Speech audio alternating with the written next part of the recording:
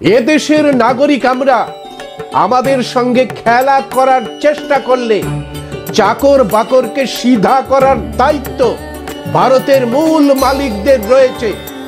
সুতরাং চাকর বাকর সাবধান হয়ে যাও, ভারতের মূল মালিকদের সঙ্গে খেলা করার চেষ্টা করো না।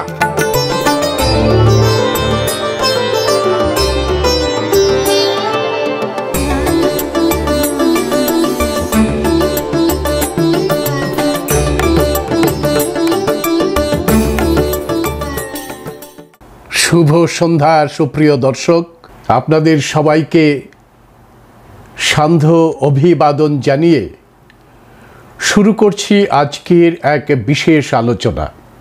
এই চ্যানেলে আমরা ভারতবর্ষের সমস্ত আদিবাসী, মূল নিবাসী, বহুজন মানুষের যে সংস্কৃতি, যে ভাষা, যে সাহিত্য, যে ইতিহাস, যে প্রত্নতত্ত্ব নিদর্শনগুলো উৎখননের ফলে উঠে এসেছে তার পরিপ্রেক্ষিত নিয়ে এবং ঐতিহাসিক বিষয়গুলোকে সামনে নিয়ে এসে এই ভারতবর্ষের মূল নিবাসীদের যে অধিকার পুনঃপ্রতিষ্ঠা করার জন্যে লাগাতার সংগ্রাম করে চলেছে ভয়েস অফ বহুজন। আজ আপনাদের ভয়েস অফ বহুজনের পক্ষ থেকে স্বাগত জানিয়ে শুরু করছি আজকের আলোচনা।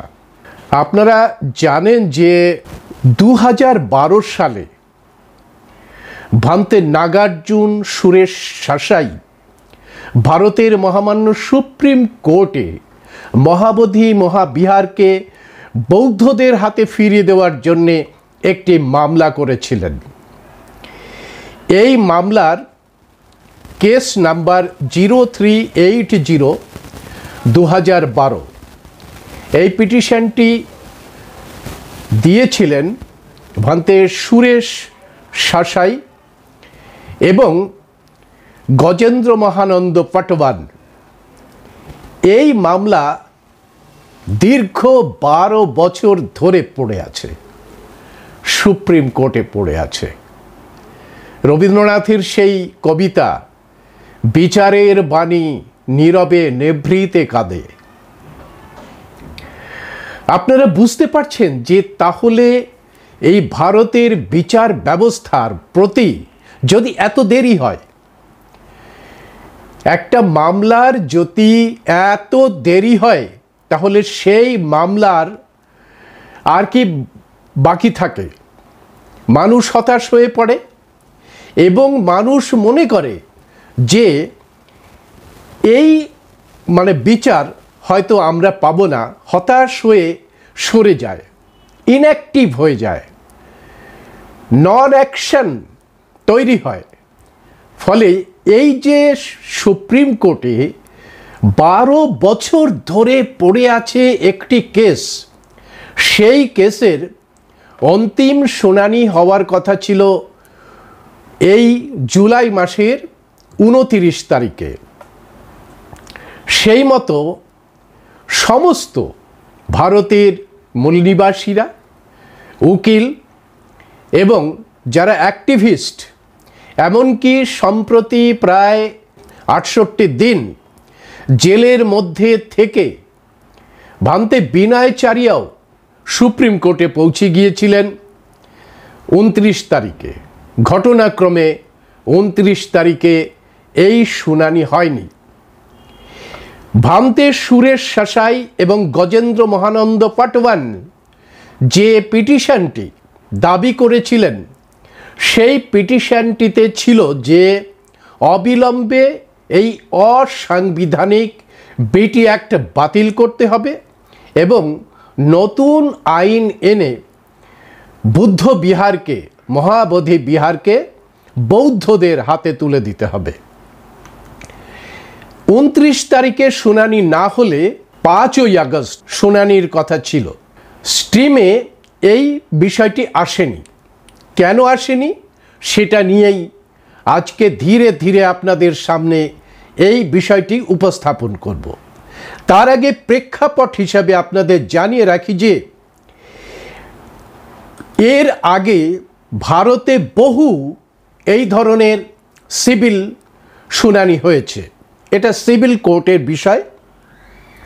যেমন রাম মন্দির নিয়ে একটা ভার্ডিক্ট হয়েছিল, সেই রাম মন্দিরের যে নির্দেশিকা দেওয়া হয়েছে, অর্ডার দেওয়া হয়েছে, সেই অর্ডার আস্থার উপরে ভিত্তি করে তৈরি হয়েছে। অর্থাৎ বিবাদিত ওই স্থানের যে জমি, তার নিচে যে সমস্ত প্রত্নতাত্ত্বিক নিদর্শন রয়েছে এবং তাকে ঘিরে যে লিটারেচারগুলো রয়েছে, যে ইতিহাস রয়েছে, সেটাকে উপেক্ষা করে একেবারে আস্থার উপরে দাঁড়িয়ে রাম মন্দিরের যে নির্দেশিকা, সেই নির্দেশিকা দেওয়া হয়েছে। ঘটনাক্রমে ওই যে সুপ্রিম কোর্টের অর্ডার, সেই অর্ডারের ওপরে একজন বিচারপতিও সই করেনি, অথচ আস্থার উপরে ভিত্তি করে ওই রাম মন্দিরের অর্ডার হয়ে গেছে এবং সেই অর্ডারের ভিত্তিতে রাম মন্দির নির্মাণ কাজটি সম্পূর্ণ হয়েছে এবং সেখানে রামলালার মূর্তি স্থাপন করে সমস্ত বিষয়টাই হিন্দু অর্থাৎ এই ব্রাহ্মণবাদীদের হাতে অর্পণ করা হয়েছে। সেই রাম মন্দির যে ট্রাস্ট, সেই ট্রাস্টে একজনও অন্য যারা ধর্মে বিশ্বাস করে তাদের জায়গা নেই, সবটাই দখল করে নিয়েছে পাণ্ডা পুরোহিতের দল। এদের আপনি ব্রাহ্মণ বলুন আর যাই বলুন, এই পাণ্ডা পুরোহিতদের হাতে তুলে দেওয়া হয়েছে রাম মন্দির যে ট্রাস্ট, সেই ট্রাস্টের দায়িত্ব। আমরা যদি মনে করি যে আস্থার উপরে ভিত্তি করে সুপ্রিম কোর্ট একটি নির্দেশ দিতে পারে, তাহলে বুদ্ধগয়া মহাবিহারের সারা পৃথিবীর প্রায় 60টির ওপরে দেশ, 56টি দেশ তো অবশ্যই, 60টির ওপরে দেশ আস্থাতে বিশ্বাস করে যে ওই বুদ্ধগয়া মহাবিহারের পাদদেশে যে বোধি বৃক্ষ আছে, সেই বোধি বৃক্ষের নিচে বুদ্ধত্ব লাভ করেছিলেন মহামতি গৌতম বুদ্ধ। 56টি বৌদ্ধ দেশের আস্থা রয়েছে। পাশাপাশি আস্থার ওপরে সব থেকে বড় জায়গা হলো যে ওই ক্ষেত্রটির যত ইতিহাস আছে, যত প্রত্নতাত্ত্বিক নিদর্শন আছে, সবটাই মহামতি গৌতম বুদ্ধকে ঘিরে এবং সে সমস্ত নিদর্শন রয়েছে। অর্থাৎ ঐতিহাসিক নিদর্শন রয়েছে, লিটারেচার যেগুলো আছে সেগুলো রয়েছে। পাশাপাশি যে সৌধটি, যে ধম্ম রাজিকাটি নির্মিত হয়েছে, তার যে প্রত্নতাত্ত্বিক নিদর্শন রয়েছে।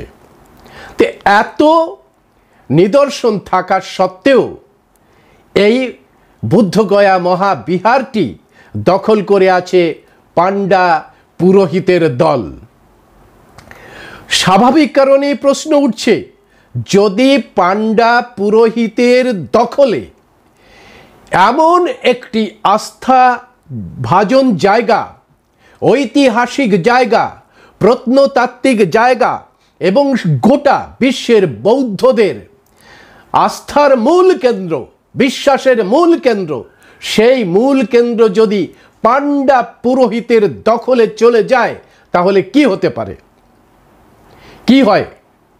সেখানে বৌদ্ধ যে বিচারধারা রয়েছে, সেই বিচারধারার বাইরে নানাবিধ অপসংস্কৃতি, কুসংস্কৃতি এসে জুটবে। পাণ্ডা পুরোহিতদের ব্যবসার ক্ষেত্রতে পরিণত হবে ওই মহাবোধি বিহার, যেখান থেকে প্রজ্ঞা দান করেছিলেন সারা বিশ্বকে যন্ত্রণা থেকে মুক্তির জন্যে তা উপায় বলে দিয়েছিলেন গৌতম বুদ্ধ। সেই জায়গাটাই ব্যবসা ক্ষেত্রে পরিণত করছে এই পাণ্ডা পুরোহিতের দল। বিভিন্ন ঘরগুলি, কুটুরিগুলি দখল করে নিয়েছে। কোথাও ত্রিশূল পুঁতে দেওয়া হয়েছে, কোথাও গণেশের মূর্তি ঢুকিয়ে দেওয়া হয়েছে, কোথাও শিবের মূর্তি ঢুকিয়ে দেওয়া হয়েছে। মহাবোধি মহাবিহারে ঢোকার আগে যে মূল গেট, সেই মূল গেটের দক্ষিণ প্রান্তে যেখানে সম্রাট অশোক অবস্থান করতেন, সেখানে গৌতম বুদ্ধের যে 5 জন শিষ্যকে তিনি ধম্ম দিশা দান করেছিলেন, তাদের যে মূর্তিগুলো রয়েছে, এই পাণ্ডা পুরোহিতের দল সেই মূর্তিগুলোর ওপরে কাপড় চোপড় লাগিয়ে তাকে পঞ্চপাণ্ডব এবং কুন্তির কাহিনীর কথা বলার চেষ্টা করছে। অর্থাৎ মিথ্যের বেশাতি করে যাচ্ছে এই পাণ্ডা পুরোহিতের দল। কোথায়? বুদ্ধগয়া মহাবোধি বিহারের মধ্যে। সংখ্যায় ভারতবর্ষে মাত্র 3.5% হচ্ছে এই পাণ্ডা পুরোহিতের দল, যারা অন্যের কামাই গন্ডে পিণ্ডে গিলতে থাকে। অন্যকে যদি দেখে সম্পদশালী, তারা সহ্য করতে পারে না। অন্যর যদি সংস্কৃতি মহান হয়, সেই মহান সংস্কৃতির মধ্যে কদাচার ঢুকিয়ে দেওয়ার জন্যে, তাকে অপমানিত করার জন্যে এরা অপশব্দ ব্যবহার করে। এবং অপশব্দ ব্যবহার করে এদের যে লোভ, লালসা এবং পরশ্য অপহরণকারী মানসিকতা, সেই পরশ্য অপহরণকারী মানসিকতাটাকে বজায় রাখে। এখনো চলছে এই দখলদারি, এখনো চলছে এই পাণ্ডা পুরোহিতদের ভিক্ষাবৃত্তি, অন্যের পয়সা কেড়ে খাওয়ার, ছিনতাই করার মানসিকতা নিয়ে এরা মহাবোধি মহাবিহারকে দখল করে আছে। ঘটনাক্রমে এর মদত দিয়ে চলেছে রাজনৈতিক শক্তি। সেই রাজনৈতিক শক্তির মদতের জন্যে গত 12ই মে, যেদিন গৌতম বুদ্ধের জন্মদিন, সেই দিনে সারা পৃথিবী থেকে 12 লক্ষ মানুষ এই বুদ্ধগয়া মহাবোধি বিহারের মধ্যে এখানে আসার কথা ছিল। এদের ঔদ্ধত্য দেখুন, এদের সাহস দেখুন, এরা কতটা ঘৃণ্য নিকৃষ্ট জীব সেটা প্রমাণ করে দিয়েছে ওই নীতিশ কুমারের নেতৃত্বে বিহার সরকার। তার একজন রাজ্যপাল আরিফ মোহাম্মদ খান, বিশ্বাসে তিনি ইসলাম বিশ্বাস করেন। জানি না তিনি ইসলাম বিশ্বাস করেন কিনা। যদি ইসলাম বিশ্বাস করতেন, যদি হযরত মুহাম্মদের গাইডলাইন মেনে তিনি চলতেন, তাহলে ওই বুদ্ধগয়া মহাবিহারের মধ্যে ঢুকে তিনি শিবের পুজো করতে পারতেন না। কারণ ইসলামে শিবের পুজো করার অধিকার নেই।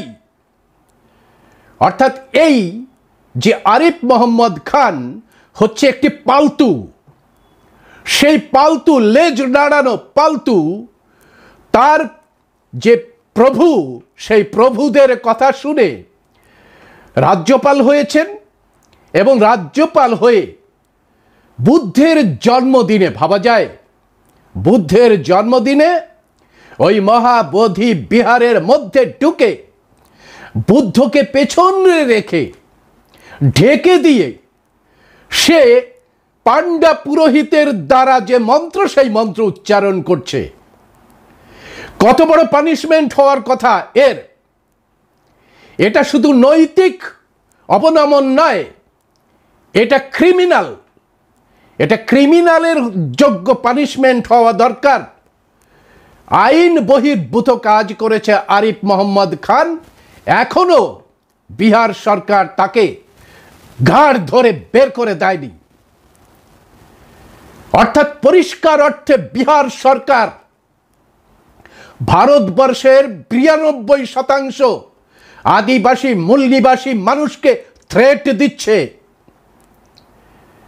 অন্যের পালতু হয়ে, লেজ নাড়া প্রভু ভক্ত হয়ে, অন্যের কথা শুনে ভারতের যে আসল বিরাসত, গৌতম বুদ্ধের বিচারধারাকে কলঙ্কিত করার জন্য এই আরিফ মোহাম্মদ খাঁর মতো একটি পালতুকে ওখানে ঢুকিয়ে দিয়ে মহাবোধি বিহারকে কলুষিত করেছে। ভারতের 92% মানুষের উপরে থ্রেট দিয়েছে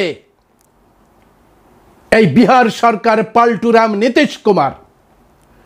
ভারতের মানুষ কিন্তু সেটা বুঝে নিয়েছে, দেখে নিয়েছে যে পাল্টুরাম কতটা দালাল হতে পারে, কতটা নীচ হতে পারে।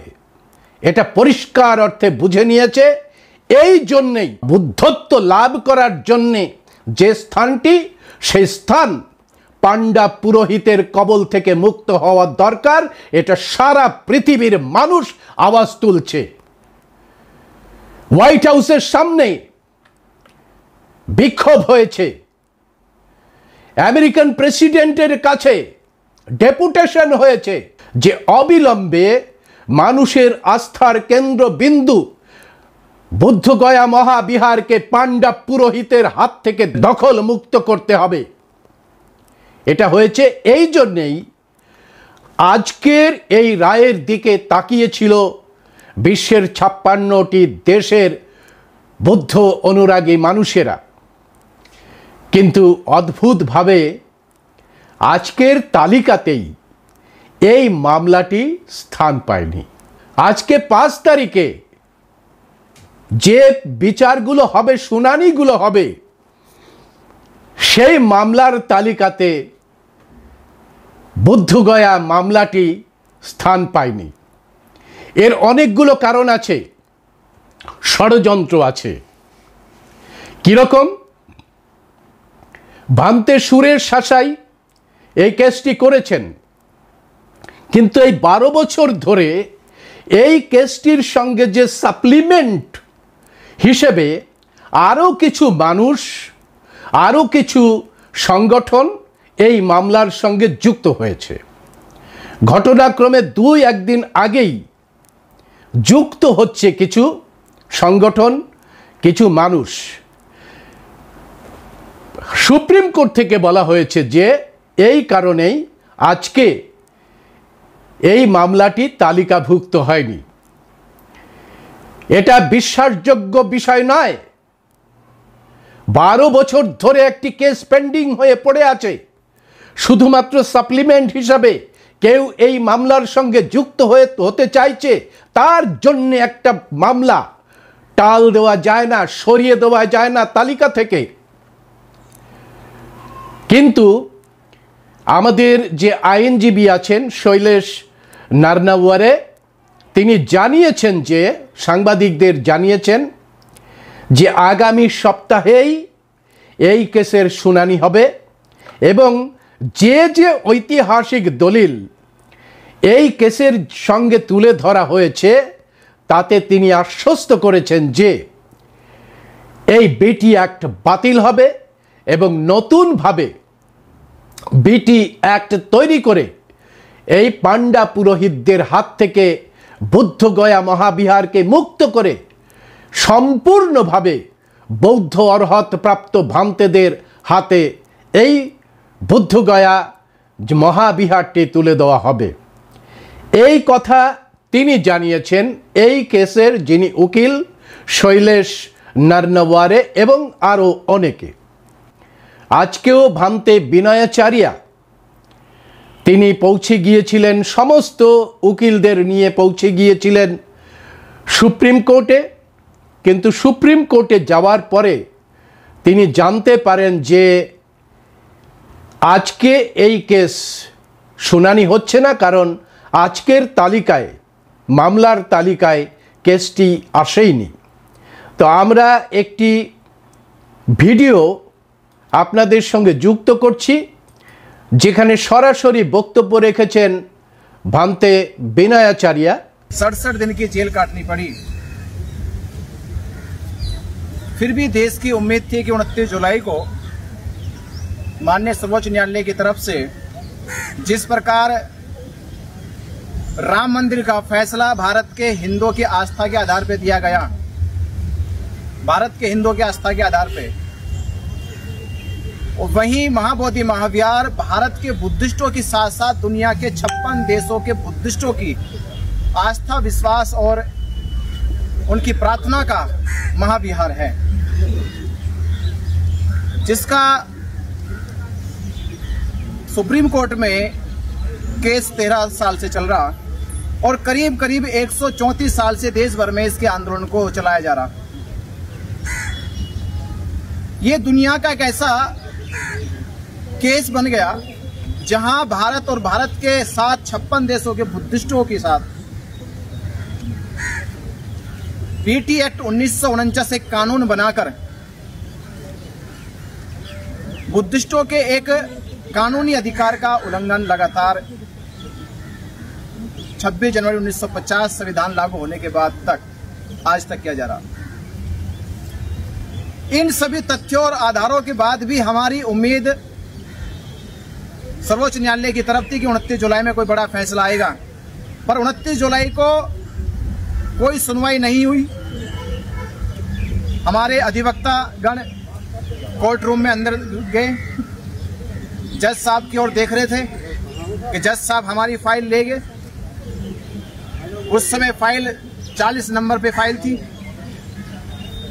और वो हमारी फाइल 29 जुलाई को नहीं सुनी गई और तारीख 5 अगस्त उसमें तारीख जो है लगा दी गई कि अगली सुनवाई, अगली कार्रवाई इसमें 5 अगस्त को। तो आज 5 अगस्त है और आज हम सर्वोच्च न्यायालय में पहुंचे। हमारे अधिवक्तागण बनते पूर्णिमा जी, मंजित नोटियाल भाई और तमाम सभी साथी जो देश और महाराष्ट्र की जो टीम है वो जो चलकर आई सर्वोच्च न्यायालय की ओर इसलिए देख रहे हैं कि भारत में जब सरकारें अन्याय करती है, जब प्रशासन अन्याय करता है, तो देश के एक आम आदमी की, एक समाज की, एक समूह की उम्मीद बन जाता है सर्वोच्च न्यायालय। उसी सर्वोच्च न्यायालय में हम लोग खड़े ये गुहार, ये उम्मीद लगा के कि हमारे साथ न्याय होगा, बुद्धिस्टों के साथ न्याय होगा। हम न्याय क्यों कह रहे? ये न्याय इसलिए कहा जा रहा है कि बुद्धिस्टों के पास अपना विहार नहीं है,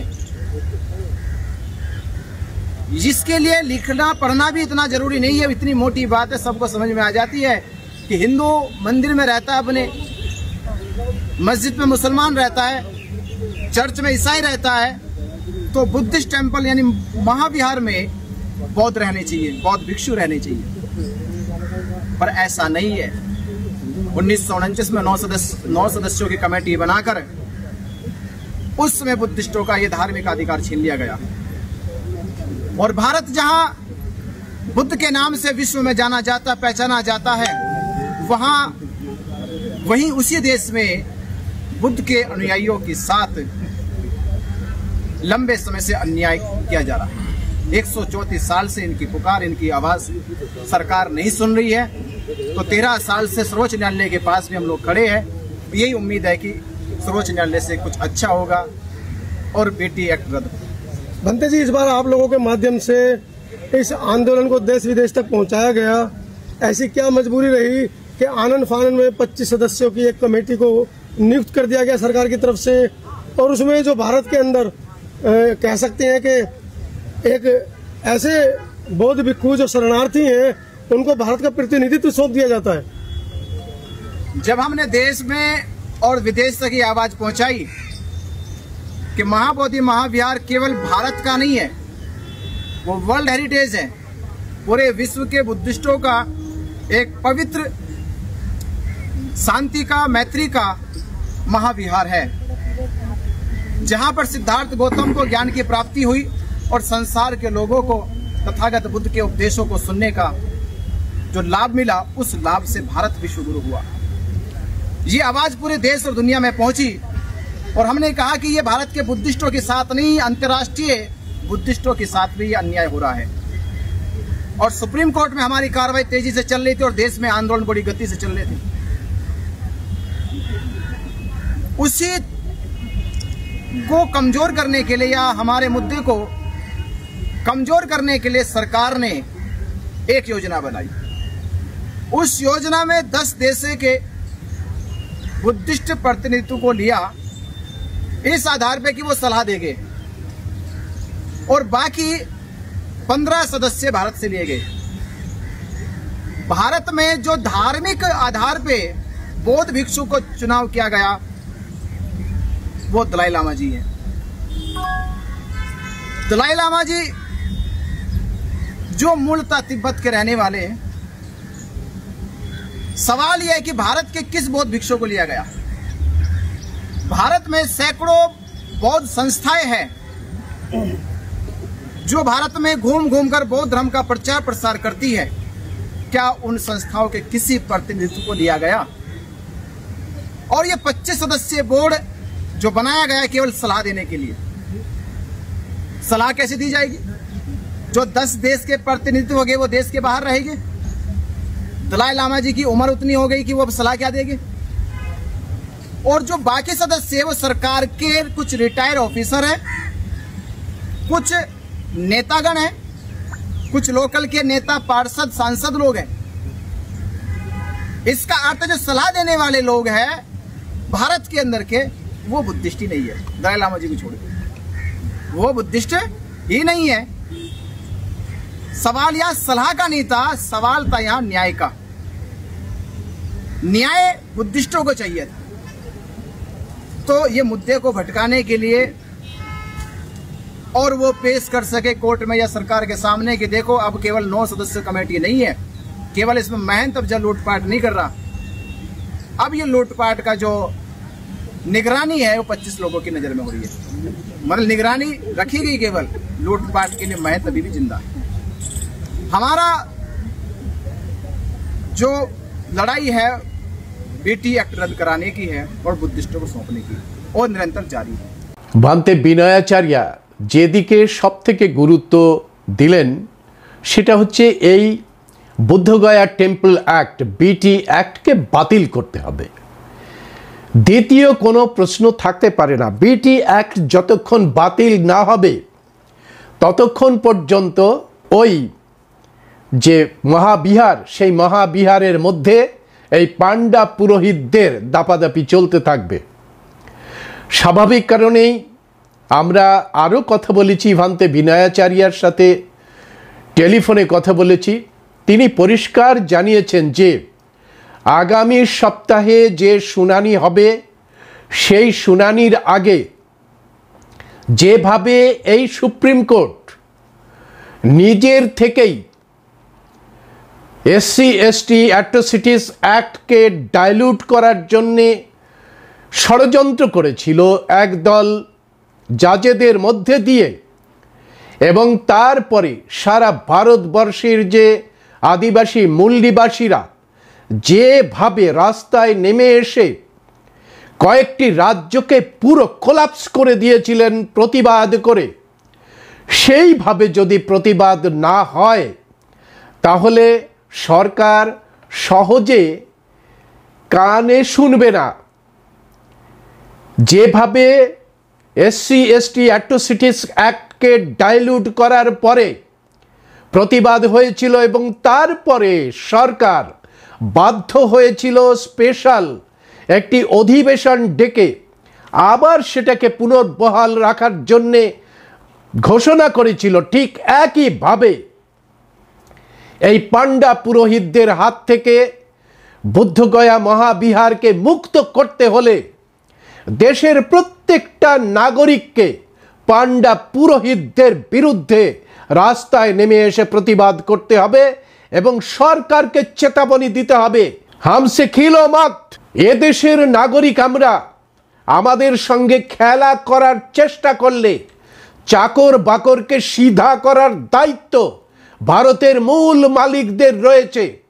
সুতরাং চাকর বাকর সাবধান হয়ে যাও, ভারতের মূল মালিকদের সঙ্গে খেলা করার চেষ্টা করো না। ভারতের প্রত্যেকটা মানুষের ভেতরের মধ্যে রয়েছে বুদ্ধের বিচারধারা, এবং যে বোধি বিহারটিকে কেন্দ্র করে এই বিচারধারা ছড়িয়েছে সারা বিশ্বে, সেই বোধি বিহারকে অবিলম্বে পাণ্ডা পুরোহিতদের হাত থেকে মুক্ত করে বৌদ্ধ অরহত প্রাপ্ত যে সমস্ত ভিক্ষু আছে তাদের হাতে তুলে দিতে হবে এই বিটিএমসির দায়িত্ব। ষড়যন্ত্রকারীদের ষড়যন্ত্রের অভাব হয় না, অর্থাৎ ছলের অভাব হয় না। এরা ছলনা করেছে কিভাবে? নাকি এই যে মহাবোধি মহাবিহার, এটি ইউনেস্কো অর্থাৎ সারা পৃথিবীর একটি সম্পদ, আর সেই জন্যেই সারা পৃথিবীর 25 জনকে এই পরিচালন সমিতির মধ্যে রেখেছে। তাহলে আগে এই বিটি অ্যাক্টটাকে বাতিল করো। চ্যাংড়ামি হচ্ছে নাকি? চ্যাংড়ামি। ভারতের মূল মালিকদের সঙ্গে চ্যাংড়ামি হচ্ছে। এই বিটি অ্যাক্টকে বাতিল করো আগে, বাতিল করে পান্ডা পুরোহিতদের ছুঁড়ে ফেলে দাও ওখান থেকে। তারপরে বিশ্বের কারা কারা আসবে বৌদ্ধদের হাতে তুলে দাও ওটাকে। বৌদ্ধদের হাতে তুলে না দেওয়া পর্যন্ত আন্দোলন থামবে না। আন্দোলন এখন চরম আকার ধারণ করেছে। চালাকি করার চেষ্টা করলে, ভারতে যদি অশান্তি ডেকে আনার চেষ্টা করা হয়, ভারতবাসী কিন্তু এই যারা ষড়যন্ত্রকারী তাদের ছেড়ে কথা বলবে না। ভারতবাসীরা ভারতবর্ষের যে সংস্কৃতি রাখার দম রাখে, এরা বহু বিদেশিকে তাড়িয়েছে। ইউরেশিয়ান বিদেশিরা চিহ্নিত হয়ে গেছে। চালাকি করলে এরপরে ইউরেশিয়ান বিদেশিদের তাড়ানোর জন্য ভারতবাসী গর্জে উঠতে বাধ্য হবে। আর তখন খাইবার বোলানের যে গিরিপথ দিয়েও পালানোর রাস্তা পাবে না। সুতরাং আমরা সেটা চাই না। ভারতবর্ষের বিচারধারায় এটা বলে না। ভারতবর্ষের বিচারধারা বলে দিবে আর নিবে, মিলিবে যাবে না ফিরে, এই ভারতের মহামানবের সাগর তীরে। সুতরাং ব্রাহ্মণবাদী পান্ডা পুরোহিতরা, তোমরা সমস্ত কিছু ভুলে গিয়ে কাজ করে খাও না বাপু। বুদ্ধের বিচারধারার ওপরে যে ধম্ম রাজিকাটি তৈরি হয়েছে, সেই ধম্ম রাজিকার যে দান, সেটা সংঘদান। এই সংঘদানের ভিত্তিতে আমাদের ইকোনমি পরিচালিত হতো। এই সংঘদানটি জনকল্যাণকারী কাজে ব্যবহার করা হতো। আর তোমরা তো সেটা পেট পুজো করার জন্য ব্যবহার করছো। লজ্জা করে না? অন্যের কামাই গন্ডে পিণ্ডে গিলছো ওখানে বসে।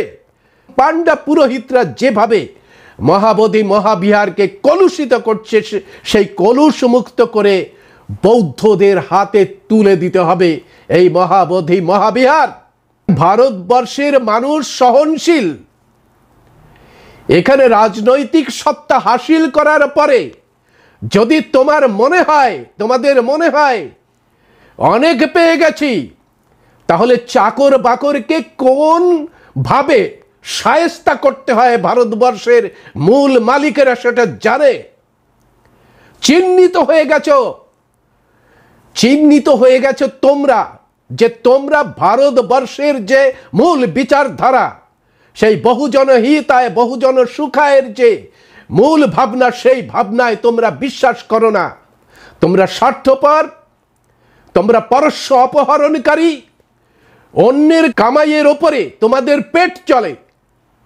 সুতরাং এইটা বন্ধ করো, অবিলম্বে বন্ধ করো, না হলে ভারতবর্ষে বাস করাটাও তোমাদের ক্ষেত্রে অসুবিধা হয়ে যাবে। ভারতবর্ষের মানুষ জেনে গেছে, বুঝে গেছে, সচেতন হয়েছে। ভারতবর্ষের মানুষ প্রত্যেকের কল্যাণ কামনা করে। সেই কল্যাণকারী ভারতবর্ষে অকল্যাণ আনার জন্য চেষ্টা করবেন না। সাবধান হয়ে যান এবং অবিলম্বে এই বুদ্ধগয়া থেকে বিটি অ্যাক্ট বাতিল করে নতুন আইন এনে, যেটা বাবা সাহেব ডক্টর বি.আর. আম্বেদকর এই বিটি অ্যাক্ট লিখেছিলেন, সেটা গায়েব করে দিয়েছেন আপনারা। যদি বাবা সাহেবের যে বিচারধারা বিটি অ্যাক্ট চালু হতো, তাহলে আজকে পান্ডা পুরোহিতদের দখলে ওই মহাবোধি মহাবিহার থাকতো না। কলকাতায় হাইকোর্টে যে কেসটি লড়েছিলেন অনাগরিক ধম্মপাল, সেটা যদি লাগু হতো, তাহলে পাণ্ডা পুরোহিতদের হিম্মত ছিল না ওই মহাবোধি মহাবিহারের মধ্যে ঢোকার এবং কবজা করার হিম্মত ছিল না।